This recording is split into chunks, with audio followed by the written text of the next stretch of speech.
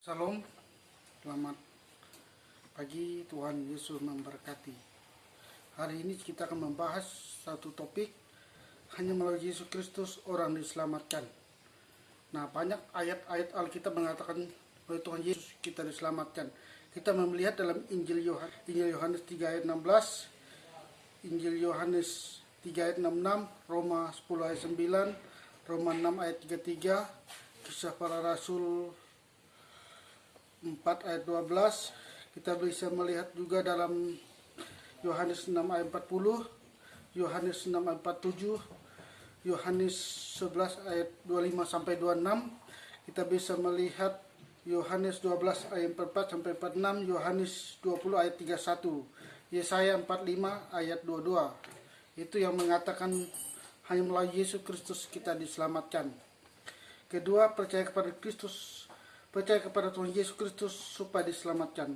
Kisah Para Rasul 16 ayat 31, oleh karena iman kita diselamatkan. Efesus 2 ayat 8, Roma 5 ayat 1 dan 2, Galatia 2 ayat 16. Yang ketiga, oleh Injil kamu diselamatkan. Karena Injil adalah kabar baik. Kita melihat 1 Korintus 5 ayat 12, siapa yang percaya kepada Yesus akan diselamatkan, tapi yang tidak percaya akan dihukum. Kita bisa melihat ayat Markus 6 ayat 15, Kisah Para Rasul 8 ayat 37. Mengaku dengan mulut bahwa Yesus Tuhan akan diselamatkan. Roma 10 ayat 9, Roma 10 ayat 13. Ini jelas, Yesus adalah Tuhan dan Juru Selamat. Baru siapa mengaku dengan mulut, lah maka dia akan diselamatkan. Tidak ada Juru Selamat, hanya Tuhan Yesus Kristus yang mati bangkit di kayu salib menebus dosa orang percaya. Jadi itu ya, Kristen percaya Yesus Tuhan dan Juru Selamat, Allah yang hidup.